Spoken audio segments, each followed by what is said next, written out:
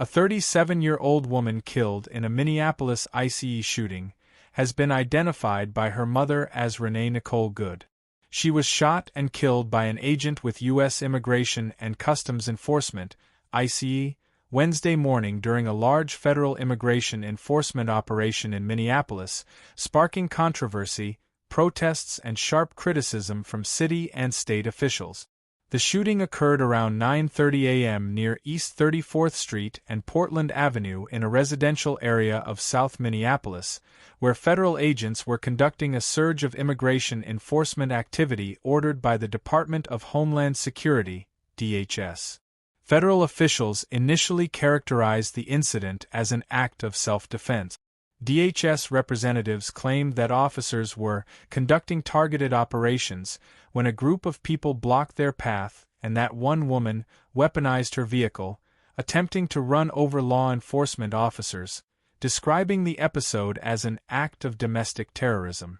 They said an ICE officer fired defensive shots in response to the perceived threat. However, local authorities and eyewitnesses dispute that account. Minneapolis Mayor Jacob Frey publicly rejected the federal narrative after viewing video footage, calling the claim that the woman posed a lethal threat bullshit and a garbage narrative. He argued the video does not support the assertion that officers were in danger of being killed. Minneapolis Police Chief Brian O'Hara said local police found the woman with a gunshot wound to the head and attempted life-saving measures before she was transported to a hospital, where she was pronounced dead. O'Hara expressed concern over the use of deadly force, noting that most law enforcement agencies are trained to minimize such risk. He added that preliminary information indicated the woman's vehicle was blocking the roadway and that shots were fired as the vehicle began to move.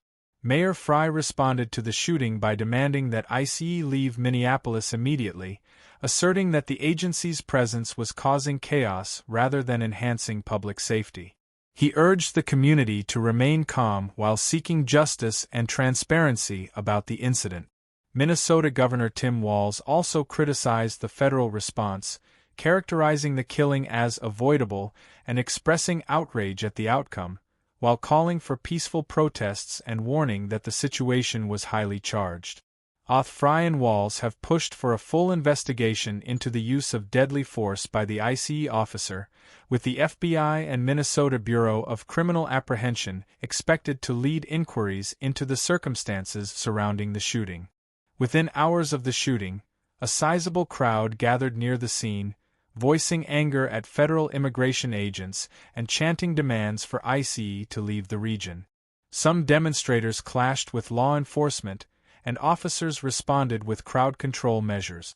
Witnesses at the scene described the aftermath as chaotic, with residents reporting gunshots followed by a vehicle crash and visible signs of distress. Footage and first-hand accounts have circulated online, creating intense local debate over what led up to the gunfire and whether the use of lethal force was justified. The Minneapolis incident comes amid a large-scale immigration enforcement operation in the Twin Cities area, part of a broader federal effort that has deployed thousands of agents to major U.S. cities this year. DHS officials have tied these operations to investigations of alleged welfare and fraud schemes, especially within immigrant communities. Critics of the crackdown argue that aggressive federal enforcement in urban areas, particularly in Minneapolis, which has a significant Somali and immigrant population, has heightened tensions with local authorities and residents, raising questions about federal-local cooperation and the appropriate use of force.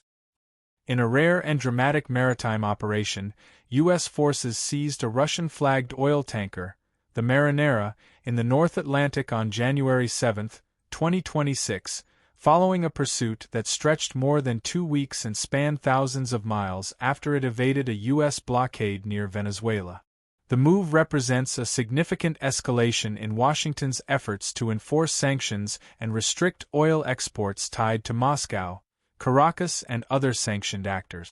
The vessel, previously known as Bella 1, became the focus of intense U.S. maritime operations after failing to comply with demands from U.S. authorities to stop in Caribbean waters in late December.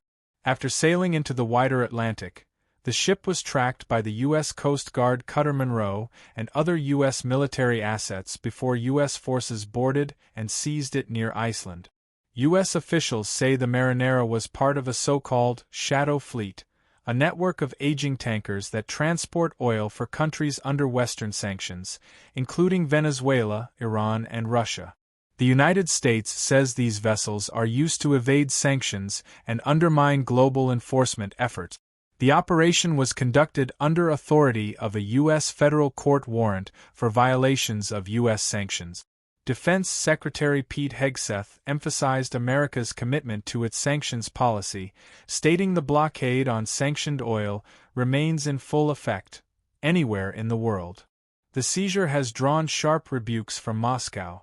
Russia's Transport Ministry condemned the action as a violation of international law, citing the 1982 United Nations Convention on the Law of the Sea, which guarantees freedom of navigation on the high seas and restricts the use of force against ships registered to other states. A senior Russian lawmaker went as far as calling the U.S. action outright piracy. Russian officials have demanded the humane treatment and repatriation of the tanker's crew, accusing the United States of exceeding its legal authority by boarding and seizing a Russian-flagged vessel far from any national waters.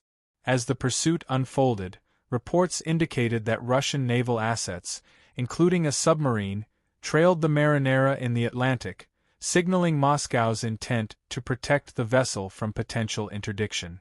Though it's unclear how close these assets were when the seizure occurred, their deployment underscored the geopolitical stakes of the standoff. The incident comes at a time of heightened U.S. Russia tension, with overlapping crises including the United States' recent capture of Venezuelan President Nicolas Maduro and ongoing pressure campaigns against sanctioned economic networks. While the Marinera reportedly carried no oil at the time of its seizure and may have been heading toward northern European or Russian ports after avoiding interception near Venezuela, its capture marks an unusual exercise of U.S. maritime power. It is widely seen as part of a broader effort to choke off revenue streams for sanctioned regimes and tighten enforcement of global sanctions regimes. International reactions are mixed. Some U.S. allies have supported aggressive enforcement of sanctions, while critics warn the move could set a contentious precedent in international waters and risk further diplomatic fallout.